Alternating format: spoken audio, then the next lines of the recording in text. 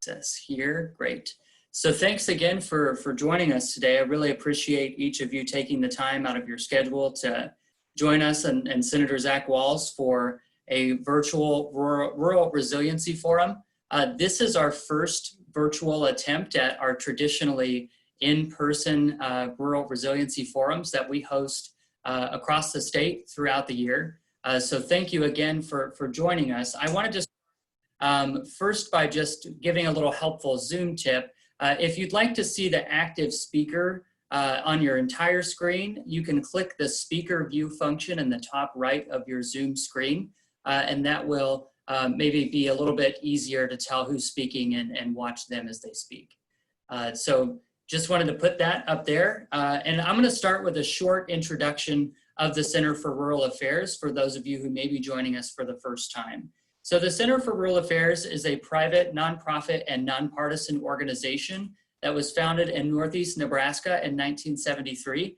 And we also have an office in Nevada, Iowa, which is where I'm based. And we do a lot of state policy work and local work to help build more vibrant rural communities.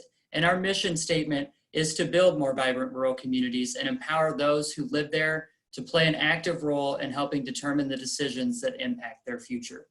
My name is Cody Smith. I'm a policy associate at the Center for Rural Affairs, again in our Nevada, Iowa office. And my role at the center is to lead our state policy portfolio, which primarily focuses on watershed policy, including water quality and flood mitigation, as well as our renewable energy work that includes helping state and local leaders write sensible policies to help promote the growth and responsible siting of wind and solar and other sources of renewable energy across Iowa. So that's a short introduction of why we're here today. We're excited to have Iowa State Senator Zach Wahls join us today to share some of his vision for how we can help build more resilient and vibrant rural communities across the state. So thanks again for joining us. Before we jump into the discussion, I wanted to cover a couple of housekeeping items just to make sure that everybody's on the same page. I know that there's been a newer trend since we've all moved virtual called Zoom bombing. So if that does happen, and if at any point we lose control of the event and anything else pops up that's not from us, we'll just go ahead and all leave the event and I'll end it for everyone. And I can immediately send out another link and we can pick up right where we left off as soon as possible. We're going to begin here in a moment with a short introduction from the Senator about his vision and the work that he's doing to help build more vibrant rural communities across the state. And after that, we're going to move into the question and answer portion. What that will look like is we'll start with a couple of questions that we've prepared for the Senator just to kick the conversation off, and we'll take a few minutes talking about those issues, and then we'll open it up for an open question and answer portion where each of you on the call today will have the opportunity to ask your questions of the Senator and continue to engage with him on these topics. When we get to that portion, I'll remind you again of these rules, but I just wanted to say that what we'll be doing is have each of you use the reaction function in the bottom right of your screen to put a thumbs up reaction when you're ready to ask your question when we're in that portion. And I'll select you, you can unmute, I'll unmute you, and then we'll go through your question and we'll just continue to do that again and again until everybody gets the chance to ask their question.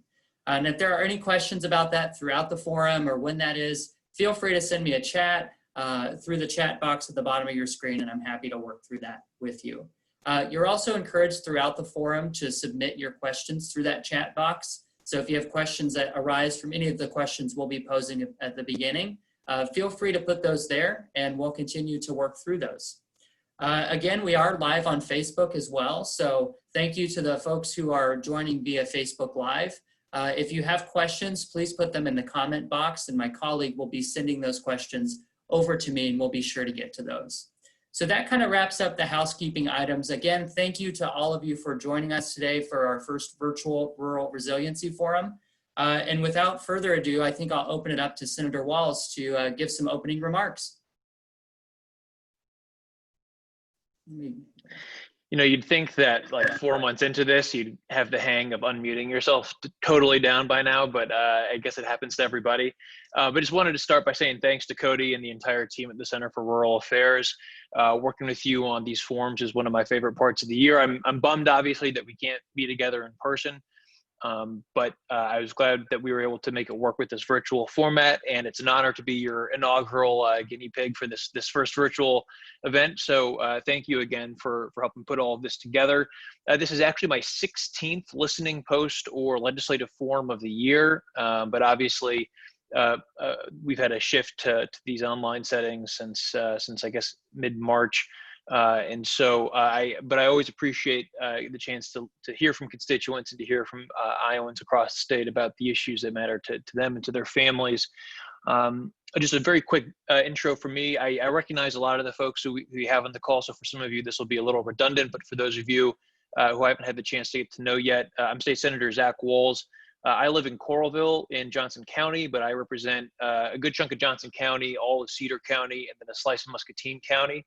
I serve on the Education Committee, the Agriculture Committee, the Ways and Means Committee, which oversees taxes, and our Budget Committee, which is what oversees all of the state appropriations. And I'm the top Democrat on the Education Budget Subcommittee. The way to think about the Education Budget Subcommittee is that we're the committee that funds all of our higher education. So think community college, think of Board of Regents schools, versus the Education Committee, which is what funds our K-12 schools. So that's kind of the shorthand for the distinction there. I was first elected in 2018, succeeded the longtime senator from Coralville, Senator Bob Dvorsky, or Senator Bob, if you knew him. And he left big shoes to fill, but I've wasted no time in rolling up my sleeves and getting to work.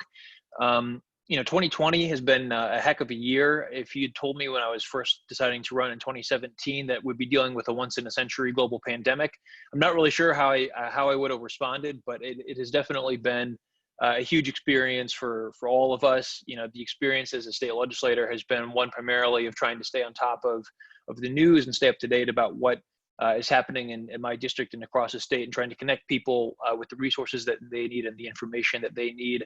Obviously, over the last couple of weeks, we've seen a lot of heightened conversation around the return to learn plans, which are a really big deal for the Iowa City community school districts, and as well as many other school districts across the state of Iowa. And we can talk a little bit more about that. I don't know if that was in the kind of list of questions, but I know that's been a really hot topic, and especially with some of the news today, that's something that's on a lot of people's minds.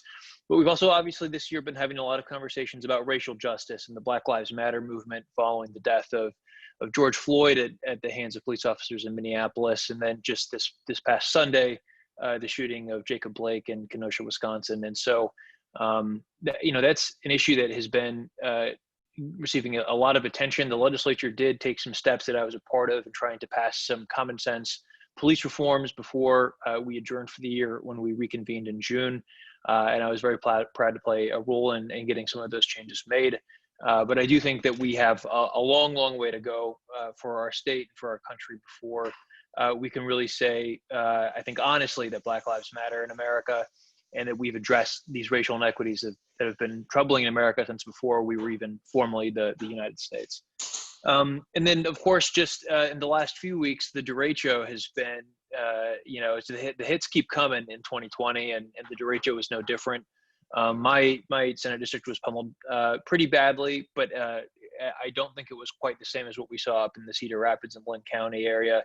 I stayed in really close touch with several of the smaller communities I represent, especially out in Cedar County, as the kind of recovery efforts were underway and trying to help deploy resources to the communities that needed them. But that's, again, it's just one more thing added to the list here in 2020. And then obviously don't forget that we've got the election coming up here in November.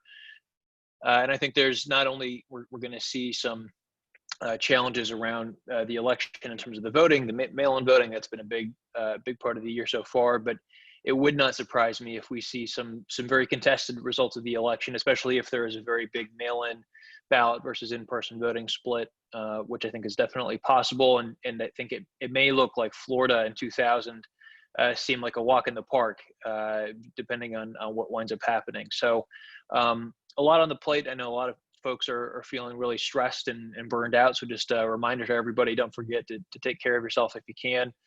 Self-care is really important, especially when we're in the midst of, all of this. So with that, I'll stop blabbering and turn it back over to Cody. I've got a bunch of legislative priorities that we can talk about.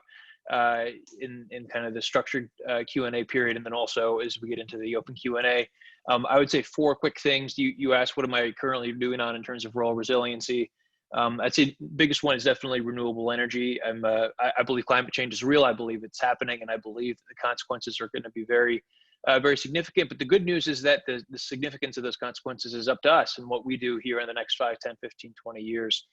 So that's something that I know is going to have a huge impact in a rural state like Iowa and in rural communities across our state. Another one that I've been really engaged on is rural broadband, and trying to make sure, especially in the pandemic, we're really seeing how important it is to have strong access to the internet for our rural communities. That's something that I've worked on as part of my involvement in the Empower Rural Iowa Task Force, as well as continuing to push for legislation at the State House. And then also continuing to improve our food systems and make sure that we're supporting young farmers who are especially engaging in non-traditional methods of agriculture, a lot of vegetable farmers, kind of smaller livestock producers. That's something that I've been very excited about. I get to see, I've got a lot of constituents in Johnson County and Cedar County who are engaged in that type of farming. And so getting some changes for beginning farmers in those areas has been something that I've been really engaged in. And in fact, just had a meeting on that shoot here on Tuesday. So that's something that continues to be top of mind for me. And then the last one, probably the most high profile work that I've been engaged in so far is around housing. Some of the folks who are on this call might know that over the last 18 or so months, we've seen a lot of out-of-state investment groups come in and purchase, especially mobile home parks or manufactured housing communities, trailer parks, and jack up the rent in really big ways. And this is not just something that's happening in Des Moines or Iowa City. This is happening in rural communities. In fact, several of the manufactured housing communities that I represent, where that exact thing happened, were in rural Johnson County or out in West Branch and Cedar County. So that's a big issue for me, something I've been very involved on. And this issue of housing more broadly affects not just urban Iowa, but rural Iowa as well, where we have an aging housing stock, and all of the new home construction tends to be out of the price range for young, especially first-time home buyers. So those are the kind of the 4 key areas that I've been working on in that respect. And I know that I said I was going to stop talking about 3 minutes ago, so I'll actually stop talking now and turn it back over to Cody to start answering some questions. Well, we appreciate, again, you joining us today, and we look forward to offering our assistance to pass sensible policies that help revitalize and increase the resiliency of rural communities across the state. So thank you for the work that you're doing, and we appreciate that. As you mentioned, excuse me, there are many things going on in 2020. This is the gift that keeps on giving, it seems like, and who knows, maybe we'll get a hurricane here next. So as we continue to work through the year, we also want to make sure that we're still talking about issues that we know a lot about, issues that we know are impacting rural communities across the state. That includes everything from our natural resources to conservation and the role that rural communities across the state play in a clean energy future. So with that, I think we're going to move into some of the more structured parts of this question and answer portion, just to get the conversation going and give you the opportunity to talk about your vision for some of these areas. So I'm going to kick it off with the first question, and it's just to look back at the last legislative session. You drafted Senate File 312, which sets a framework for achieving the production of 80% renewable energy by 2030 for the state of Iowa and 100% by 2050. My question for you is, what role do you think rural communities like Solon in your district or others in Senate District 37 play in a clean energy future? Yeah, it's a great question. So that was actually the very first piece of legislation that I filed. Senate File 312 would have amended the Iowa Energy Plan, which is a kind of comprehensive state framework that oversees all energy production in the state of Iowa. And it would have set in place those goals of 80% renewable energy by 2030 and 100% by 2050. And the reason I feel so passionately about that is precisely what I mentioned earlier. I believe climate change is real. I believe the consequences will be significant, but I also believe that there's a lot of opportunity. And a lot of that opportunity is going to be in our rural communities where we have the space that you need for lots of wind turbines, where you have the space that you need for solar panels. We've actually been seeing some very major investments in solar energy that are starting to crop up here in Southeast Iowa over the last couple of years. And that's really exciting. Obviously, we know that wind energy is a big part of Iowa's present. And I think that sunshine powered solar is going to be a big part of our future going forward, just because you can't grow more corn than anywhere else in the world without a whole lot of sunshine. And so I think that that's something that I think is really exciting. We know that clean energy is good for air quality. We know that it's good for jobs. We know that there's a lot of good and high-paying jobs that are in the renewable energy field. And so that's something that I think that we should all be excited about. One thing that I would also say when it comes to why these changes are so important and why I think rural Iowa and rural America should be really keyed in on climate change. Now, one of the kind of underappreciated realities of climate change is that as we put more and more of these greenhouse gases, and especially carbon dioxide, into our atmosphere, a lot of that is actually being absorbed by our oceans. And the good part of that is that it's actually slowing down the pace of the warming. The bad news is that absorbing all of that CO2 in our oceans is acidifying our oceans, which are creating real challenges for a lot of marine life, especially in the coastal areas where a lot of fishing happens. We know that globally about 1 to 2 billion people depend on the ocean for their source of protein. And so we know that as the oceans continue to acidify, it is going to be more and more difficult to extract that protein from those coastal areas. That is what provides that protein for so many people, which is going to increase the importance of land-based protein, like what we do right here in Iowa, all the more. And so that, I think, underscores the importance of helping continue to develop technologies that will make America's farms carbon, if not just carbon neutral, but even carbon negative, and help sequester more carbon into our soils. That's something that's going to be really important because in rural Iowa, rural America, we know that we have the know-how, the opportunity to be a part of the solution and not part of the problem. And that's something that I think is really important as we transition into this clean energy, renewable energy economy. Thank you. One of the core beliefs of the Center for Rural Affairs is that rural people should play a decision-making role in the challenges and opportunities that face their communities. So we continue to look forward to seeing how we can expand the benefits of renewable energy for rural Iowans. I'm going to move over to a separate topic here, just to kick it off in that direction. Last legislative session, Iowa Governor Kim Reynolds introduced the Invest in Iowa Act, which provided about $1.37 billion for the Natural Resources Conservation and Outdoor Recreation Trust Fund over the next 9 calendar years. In total funding, that's about $542 million in difference compared to the programs the state currently spends funds on. Where do you stand on that proposal, and how do you think the state can work together with farmers to empower them to invest in conservation, even through economic hardships? Well, I'm going to date myself here a little bit, Cody, but this was actually the very first election that I ever voted in was in 2010 when I flipped the ballot and filled in the bubble for the Outdoor Recreation Trust. It's something that I'm a deep believer in. Now, I disagreed with some of the specifics of the governor's proposal. She made some changes to the funding formula that I didn't like, and I didn't appreciate the fact that they were planning to use a significant part of the revenue that would be raised to cut income taxes for the wealthy and to give more tax breaks to corporations. So we definitely disagreed on some of the specifics in her proposal, but the overall framework is something that like I said, I voted for when I was 18, and something that I continue to be a big believer in as a senator. And so, I think that, we never had a chance to vote on that proposal in the Senate. Republican Senate leadership had a different vision on how that would move forward, and obviously they were not able to square that circle in time. And so at this point, I think it's kind of hard to say what that might look like in 2021 especially if we have a Democratic controlled House. But I would like to see some way to move that forward for sure, because I know it's something that we need across the entire state. In terms of what I think the kind of the key components should be, I had a moment I was in a meeting with some constituents about probably a year, it feels like it was a year ago, but it was only 6 months ago. And we were talking about the Invest in Iowa Act, and he was kind of reading off a sheet, and he said, we got to change the formula. We don't want all this money going to outdoor bike trails and all that stuff. Just kind of reading off the sheet. And then he looks up and says, well, actually, I don't think that. I like the money going out for our outdoor recreation. And so there's some differences of opinion between what some organizations are saying and what some of the actual members are saying. I think outdoor recreation definitely has to be a big part of it. And look, we all know that soil and water quality continue to be very important issues in our state. And so creating, especially given the state of the farm economy right now, creating, I think, more economic incentives in that respect is a good idea.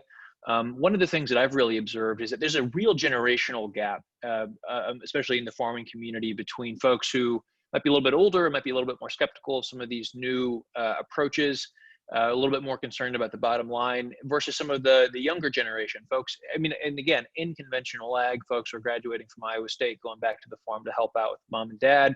And then they're seeing, they've learned these new techniques. They really want to get out there with no-till farming or cover crops or whatever it may be.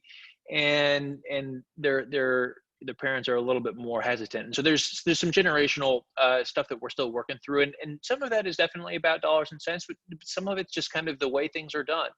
And so, again, I think creating more incentives is helpful, but we got to continue to educate. I was not in the Senate when this happened, but obviously was very disappointed about cuts at the Leopold Center, which has been on the forefront of a lot of this. And I would for sure support full restoration of that work, because that is exactly the kind of education and research that is so important for bringing new technologies like that forward. And I do think that we're going to continue to see more innovation in this space. I had the opportunity just earlier this year to tour a company that's located in Iowa City that is specializing in using drones to help with custom application of spraying, planting cover crops. I mean, all kinds of exciting stuff. So I think, again, the future's bright in this space, and anything that we can do to accelerate that timeline is going to be really, really important.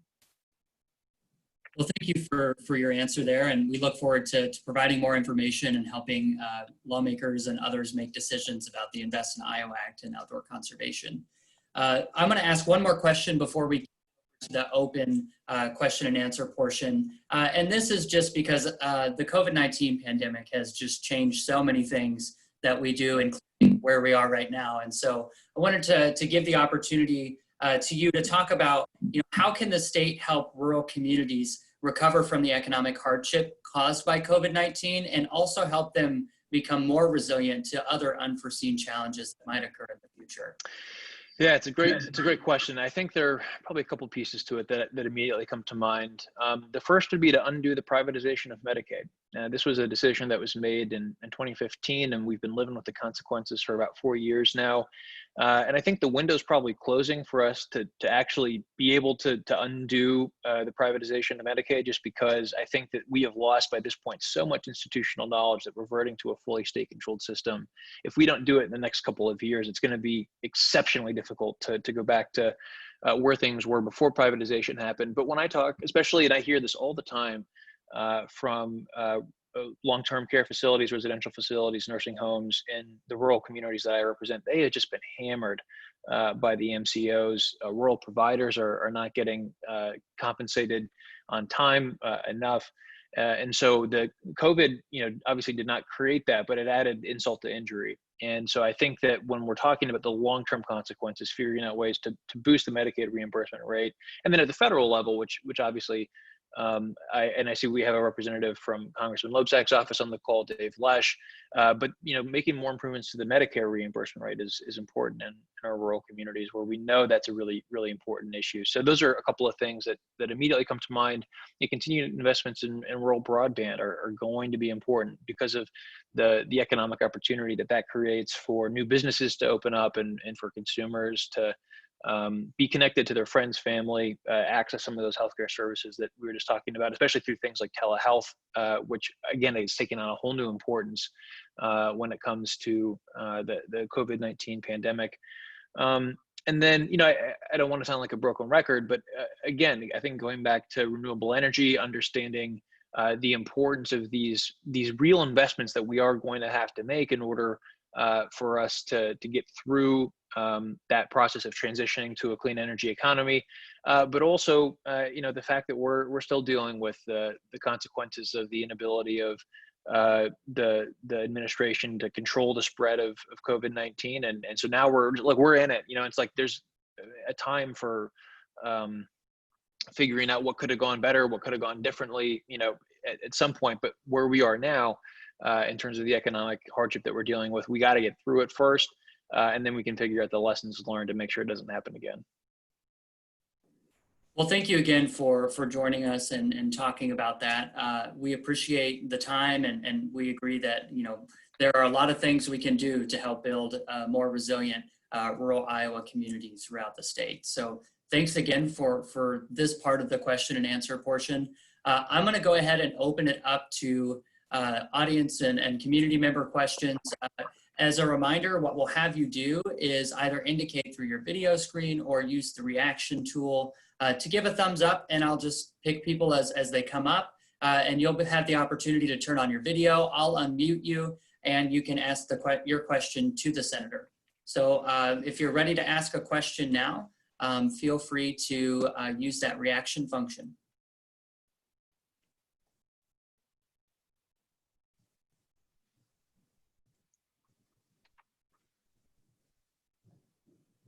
I've got a question here, Cody, that I think was sent to me directly by Ned Snarfus, who wants to say, I live in Iowa City, but farm in eastern Iowa. My rural neighbors say that there are several concerns. Number one concern, sorry, is a lack of adequate broadband, and what can the legislature do, and is it probable? It's a great question. As I previously mentioned, the legislature have been engaged on trying to expand grants that are available for rural broadband. So Ned, specifically to your question, when you talk to our internet service providers, the companies that actually go out and put down the cable and all that actually gets out to people's homes, what a lot of them will say is we don't need a 100% funding from the government, right? They're a private business. They understand that they got to figure out how to cash flow that out and provide a service to make a profit. What is helpful is some of these kind of matching grants, where if they put up a certain amount of capital, the state can help kind of help the project. If it's 98% of the way to penciling out, fill in that last 2%. Now, that being said, this is still a huge issue, right? I mean, the cost of broadband and laying fiber and getting all that out there is still very, very high. The state government had previously been providing funding in the kind of $5 to $10 million a year range. The scope of the need is well into the hundreds of millions. And so I think that's to some extent beyond the capabilities of the state legislature to fund that all on our own. I know that we have seen, and Congressman Lobzak has been a terrific advocate for expanded federal funding of broadband projects that would benefit folks in rural Iowa. And so again, I think it's figuring out, making sure that you're pairing up state dollars with federal dollars and helping out the folks who are actually responsible for laying that broadband down. And then, I think the second thing is trying to also figure out what are the opportunities. We have the ICN, which is Iowa's fiber network, and what are the opportunities to help use that to help bridge some of that gap that exists in those rural communities. There was a bill that was introduced in the House last year that was starting to take a look at that. It didn't go anywhere in the Senate, and so I never had the chance to review it in depth. But that's the kind of thinking that I think we should be taking a look at, because the need is really, really high, and as I think it's been shown during COVID-19, it's really been exacerbated by the pandemic. I don't know about all of you, but I was without internet and cell service for several days after the derecho hit back in early August. And it was, frankly, it was a little otherworldly, being completely disconnected to the internet involuntarily. I mean, I'm an Eagle Scout. I love going hiking and backpacking and getting disconnected, but that's voluntary, and I complain for that. I can set up an out of the office message, and doing that involuntarily as a result of storm damage was kind of a different thing altogether. So that's a couple of my thoughts there. And if you'd like, Ned, you can shoot me an email, and Cody, maybe we can drop my contact information in the chat. I'd be happy to connect with you offline to learn a little bit more about the challenges that your neighbors are experiencing and how we might be able to help them in the short term while we continue to work on some of the federal and state funds. Absolutely. We'll be sure to follow up to those who attended the webinar with an email that includes your contact information so they can reach out with additional questions, and you could potentially set up some one-on-ones. So now I guess we'll move on to the next question. If anybody has something they would like to ask now, again, the reaction function is the smiley face emoji in the bottom right, and has a plus symbol with a thumbs up. So feel free to use that, and I'll continue to cycle through. Are there any questions for the senator now?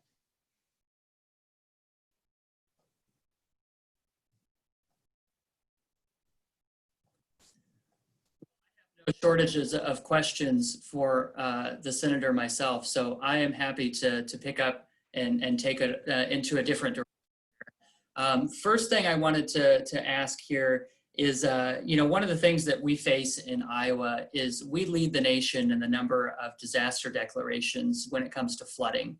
And it's something that happens a lot in eastern Iowa, where you are, but also over in western Iowa, where many of us have been and lived and work and farm.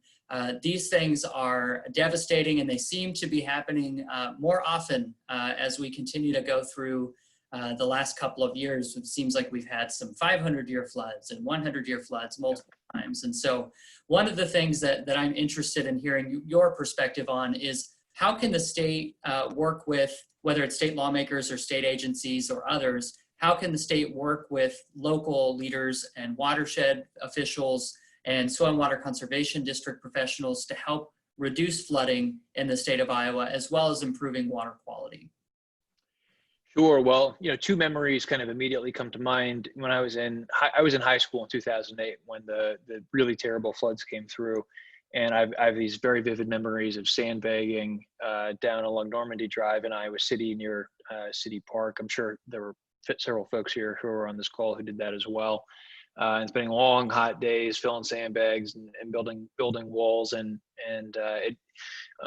it was a really tough time, And then I'd say another memory on the water quality piece in particular. I already mentioned my time in scouting and just visiting state parks and not being able to go swimming in a lake because of bacteria counts and things like that. And it's still obviously an issue today in many parts of our state. So these are big issues that they've been around for a long time, and so they're not new per se.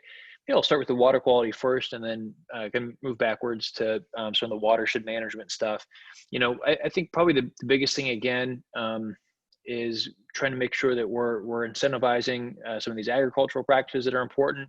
And those of us who are in cities, have some probably level of responsibility as well. When it comes to whatever we're putting on our lawns or what have you. And so figuring out smart ways to balance that out.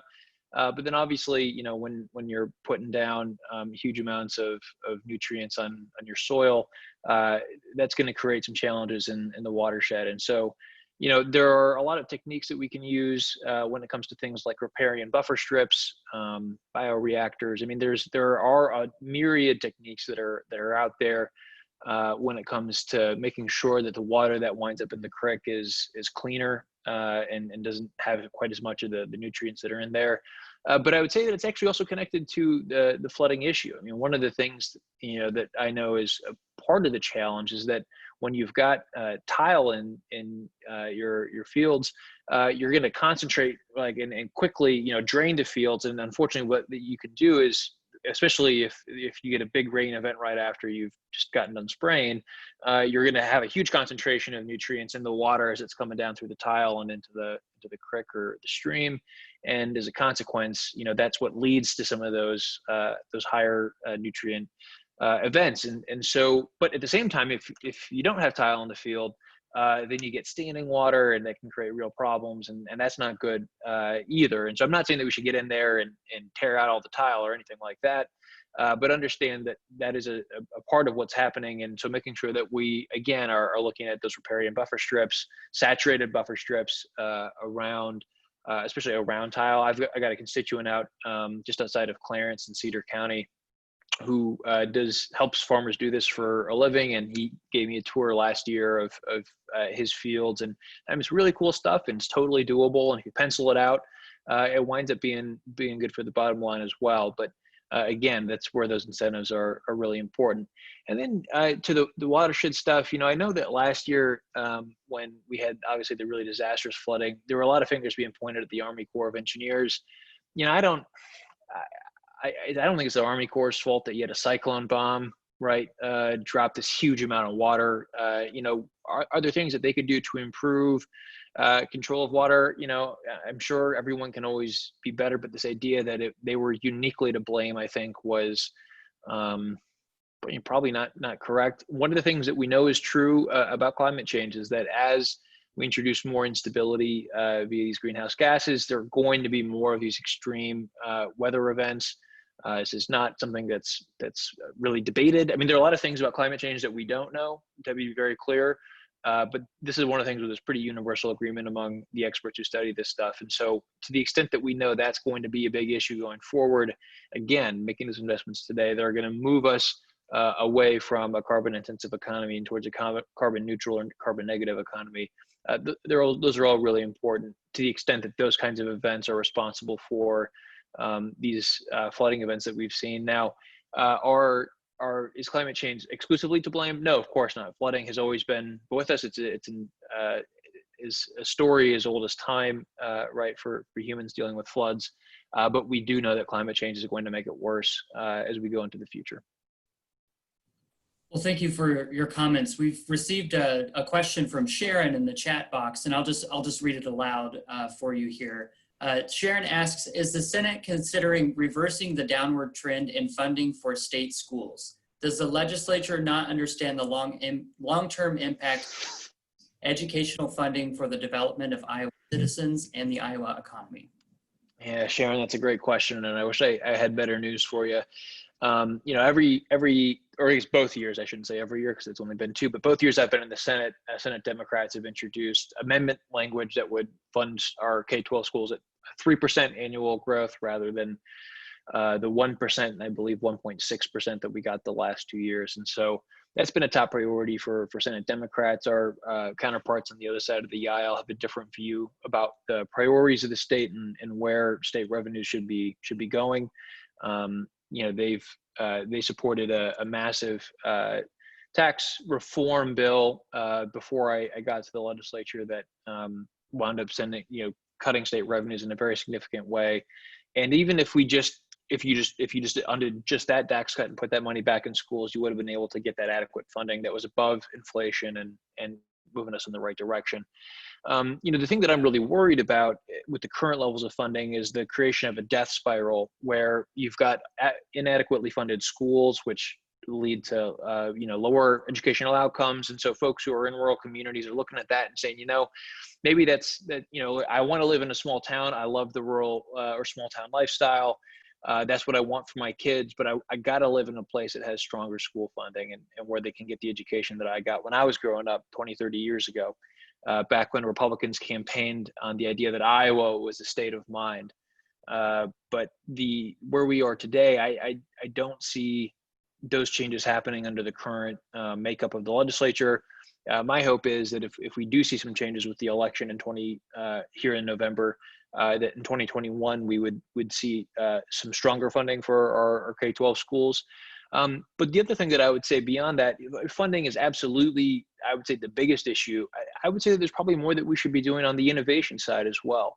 We have a Department of Education that's been very compliance oriented. And compliance is important. When I'm not a state senator, I work in financial services for Green State Credit Union. So I'm a big believer in compliance is important to making sure that you're following the law. But at the same time, you got to create space for schools to have some innovation as well. And we certainly have seen, I think, some attempts at that. TLC was one thing that I think was the teacher leader coaching is part of, I think an attempt to do that. But unfortunately, I think that there's been, Iowa, when I was growing up, we were probably in the final years of it, but, Iowa was an educational leader in the United States. And that was because of the investments that we made, the fact that we had agreement between Republicans and Democrats on the importance of public education. You had Terry Branstad running saying, Iowa is a state of mind. And you compare that to where we are today, there's been a real change. And so I wouldn't say that it's been so much a decline for Iowa. I think it's mostly that we just held steady, whereas other states have been innovative. They've made those increases in investment and that funding. And so they've passed us. And unfortunately, for Iowa, we don't have the best weather in the United States. It's just something that's true. We don't have the best cultural amenities that some other states can offer. The downhill skiing here leaves something to be desired. And so you got to think about what are the strengths, what are the things that we really do have? We got phenomenal renewable energy resources. We've got really, in many communities, not all communities, but many communities, your housing dollar goes a lot further here. My fiance moved out to Coralville from New York City a couple of years ago. When I told her the amount of square footage that we could get for an apartment compared to what she was paying in New York City, her jaw hit the floor. And so there are some real advantages that we have here in Iowa, and our strong public schools need to be one of those, because if we want to compete with states like Minnesota, like Wisconsin, compete with states like Texas, we've got to have really strong public schools. And I think that's, you're absolutely right, restoring that that funding's a big piece of it, and having that culture of innovation is going to be an important part of it as well. Well, thank you for your comments there. I'm going to open it up for an additional questions for the senators. So at this time, if you have a question you'd like to ask, please use your reaction function. I think maybe Tim Wagner had given a thumbs up earlier, but I couldn't tell if that was Tim agreeing with whatever I was saying at that moment, or if it was him indicating that he wanted to ask a question. Let me see if I can find Tim. Tim, I'm going to unmute you. Potentially. There we go. We've got you, Can Tim. you hear me? Yep. Can you hear me? All right, good. Well, good. Hey, thanks, Senator Wahls, for doing this. I appreciate it. So I work for the Isaac Walton League as Agriculture Outreach Coordinator in the state of Iowa. Cody and I work a lot together on various things. And one of the big things that I spend a lot of my time doing is advocating for soil health practices across the entire farm spectrum in Iowa. We had a great webinar last week with about 20 legislators. And one of our guest speakers was Doug Peterson with NRCS, who had some really good information about the application of soil health practices across the state. And he gave a pretty startling number that still only about 5% of Iowa farmers are using cover crops or no-till as the practice to improve soil health. And, and gave really good reasons why we need to ramp it up dramatically. And as you probably know, one of the biggest factors that relates to this issue is the fact that roughly 60% of Iowa farm ground is farmed by leasees, and the ground is owned by absentee landowners. And a lot of those absentee landowners live out of state in various places around the country. So there's a real disconnect between the landowner and the operator. And sometimes if the landowner isn't cognizant of what's going on in Iowa with soil loss or water quality problems, all they care about is getting the yearly rent check. That's all they really care about. Well, then the operator is only going to do the minimum of what they need to do in terms of growing corn or soybeans, whatever it is. There's been lots of discussions about, various ways that we can try to start to address this. I'm wondering if you've had any thoughts about this, what kind of role you see the legislature taking in helping to address this specific problem. Well, Tim, first of all, I really wanted to join that legislative webinar. Unfortunately, I had it in my calendar. The times were totally wrong, and so I joined in like the final 15 minutes, and so that was my bad. I have gotten the presentation from Steve though, so I'm looking forward to watching. Awesome. And I have started to have, this is something that I'm really interested in. I still remember learning about back in probably the 5th or 6th grade about topsoil erosion in Iowa and how big of a problem that was, and the potential long-term consequences of that going forward. And so that's something that's been on my radar literally for decades. But in terms of what the actual legislative mechanism is going to be to fix it, I'm actually having John Norris and I had a conversation earlier this year. I think it might've been late last year. We got some ideas in terms of the exact problem that you referenced. And a lot of Iowans don't know this, is just the preponderance of Iowa farmland owned by folks who don't live in the state. And then unfortunately, my own family is a good example of this. The Wahls homestead that my great grandfather, John Frederick, acquired after he served for 10 years as an indentured servant down in New Orleans and came up to Iowa, vis-a-vis Germany.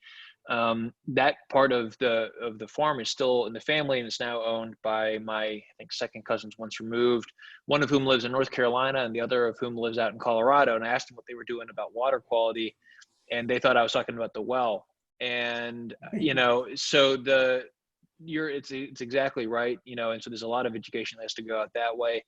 And I think at the end of the day, figuring out some way where out-of-state land owners who don't have those practices can help pay Iowa farmers who are here in the state, who are actually responsible for making those practices a reality, is probably part of it.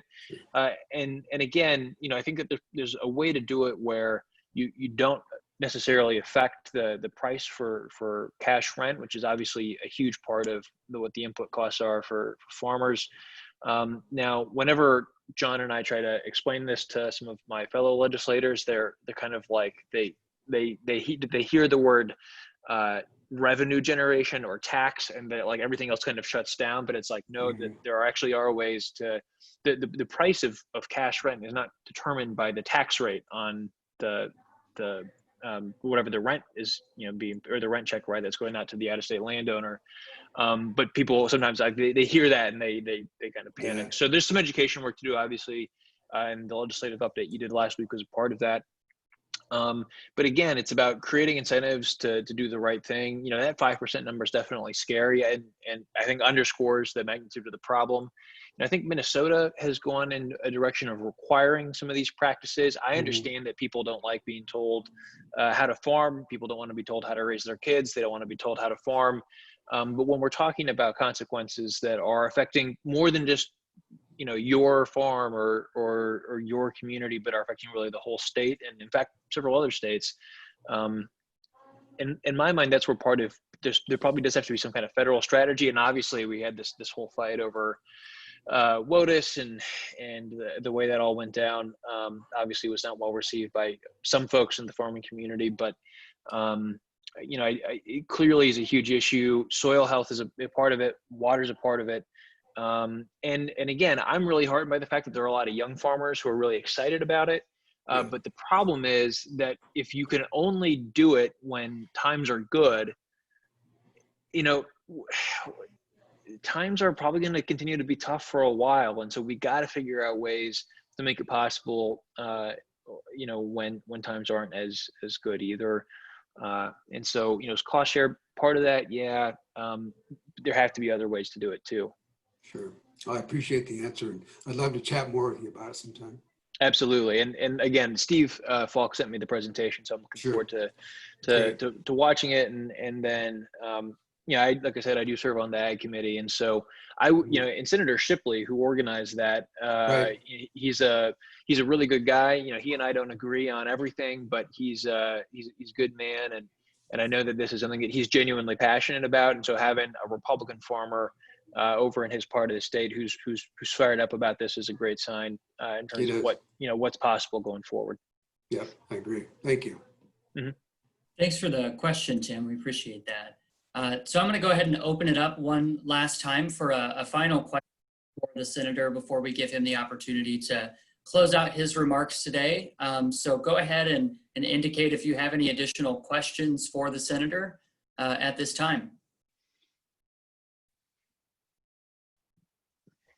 All right, well, I have one final question for you, and we've talked about this a couple times, but I wanted to give you the opportunity to talk about the multiple disasters that have happened in Iowa with COVID-19, with the derecho, with other, permanent small closures and flooding and these kind of stacked crises at multiple times. I'm curious what your assessment of recovery looks like, and what resources are available and are still needed for these types of natural disasters and others as we can to move forward as a state. Absolutely. Well, that was going to be kind of what I closed out my remarks on. So maybe we can kind of wrap those up together. But I think, with the derecho, there are some things it's hard to plan for, right? We had about 60 minutes heads up over here in Eastern Iowa that storm was moving our way. Which is, unlike a hurricane. And I hope that everybody will keep the folks down in Texas and Louisiana in their thoughts and prayers as we watch what's going on with Hurricane Laura down there. But the derecho events are, tough to plan for, but, tornadoes, poor Marshalltown getting hit by both the tornadoes and now obviously the derecho. It's something that we're just going to have to be aware of. And again, we should be expecting more of these extreme weather, volatility, these types of events to continue to occur with increasing frequency and magnitude in the future. So that should be something that our city planners or regional planners are starting to work into building codes, and preparing for as we move in that direction. In terms of COVID, obviously, the handling of the crisis has kind of exposed how unprepared we were for a pandemic like this. I'll never forget this moment that I had. I've got a mentor of mine who I met in Washington, D.C. when I lived out there for a couple of years after I graduated from the University of Iowa. He served as the deputy, the number 2 on the Ebola response task force. And I texted him actually just as I was just wrapping up a forum kind of similar to this one over in Wilton down in Muscatine County. On a scale from 1 to 10, how worried should we be about the new coronavirus? And this was probably March 10th or 11th. And he said we should be at a 9. And I remember thinking to myself, boy, it does not feel like we are at a 9 right now. It feels like we're at maybe a 3.5. And then sure enough, within a week, we had suspended the legislative session. We had suspended schools. And we were moving very rapidly towards a 9. But I think it really illustrated a disconnect between the response at from the federal government and then also to some extent at the state level compared to where a lot of the experts who really knew this stuff inside and out thought we should be. And I think it's a consequence. I got a book somewhere on the bookshelf behind me by Michael Lewis, who kind of talked about some of the challenges of the transition from the Obama administration to the Trump administration. And the title, The Fifth Risk, refers to, Michael, the author, asked several folks at the Department of Energy, what are the 5 biggest risks facing the United States? And the 5th risk was project planning. And just the kind of the day in, day out work that goes to get ready for these types of major natural disasters like we're now dealing with. And the reality is it's hard. It's really, really hard. But it's harder to do if you're not interested in the work of being prepared. And so yeah, I'm a Boy Scout. Our Scout motto is be prepared. And so that's something that I take really seriously. When the derecho hit, I was on the phone with our emergency management team here in Johnson County, reaching out to Cedar County, Muscatine County. And then eventually on day 4, I decided my family, I mentioned earlier, owns my part of the family owns a tree farm up in Northeast Iowa. So I know how to use a chainsaw. I decided to go up and help out where I could. And I think, unfortunately, that's kind of the most that we as individuals can do right now is to roll up our sleeves and help out where we can. For some of us, it might be using a chainsaw. For others, it might be helping to coordinate food or water delivery, helping prepare meals, and whatever the case may be, we've all got a role to play. And I think it's something that as Iowans, we all take really seriously. This is a state that really does pride itself on being good neighbors and helping out folks who need help. It's been a part of the ethos that has defined who we are for a very long time. Even though he wasn't an Iowan, he's a neighbor, and one of my favorite senators, the late Paul Wellstone, used to always say that we all do better when we all do better. And that's an idea that has really, I think, resonated in our state for a long time. And right now, it feels like we're kind of in the opposite of that. It's, we're all suffering, more because of where we are. But I think one of the things as we go through this rebuilding process, whether it's the derecho or whether it's COVID or the economic kind of aftershocks that we're going to be continuing to experience, we got to make sure that we do not let this crisis just continue to accelerate the gaps between the haves and the have-nots. I think one of the most worrying trends in our country is this growing gap between, call it the top 40% by income and the bottom 60% by income, where you continue to see real growth and real income for folks who are in that top 40%, and some real stagnation and even decline for folks who are in that lower 60%. And one of the things that we see is often true is that in moments of crisis like this, and to some extent we saw this in 2007, 2008, 2009, that gap accelerated in size. And so I've been very thankful for the leadership that we've seen from folks like Congressman Dave Loebsack, Abby Finkenauer, Cindy Axne, making sure that we're continuing to push to try and deliver the support that the folks who are bearing the brunt of this, that they need to make sure that they are not being, potentially permanently, kind of set back for the rest of their lives. And that's not just an urban Iowa problem, that's a rural Iowa problem too.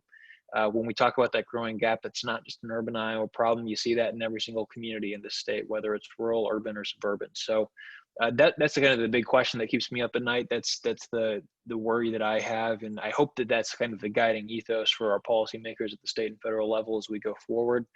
This it's a tough time right now. There's no doubt about it, and it looks like it may get tougher before the year's out. 2020 might have a few more twists and turns left in store. But the reality is that we will get through these crises. They say it's often darkest before the dawn.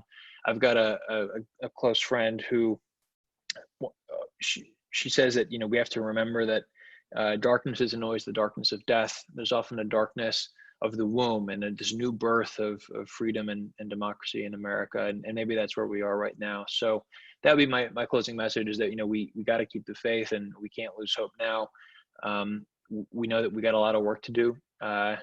And, you know, we're the ones that we've been waiting for. So we just got to go out and get it done. So thanks again to everybody who participated in this forum and for the great questions.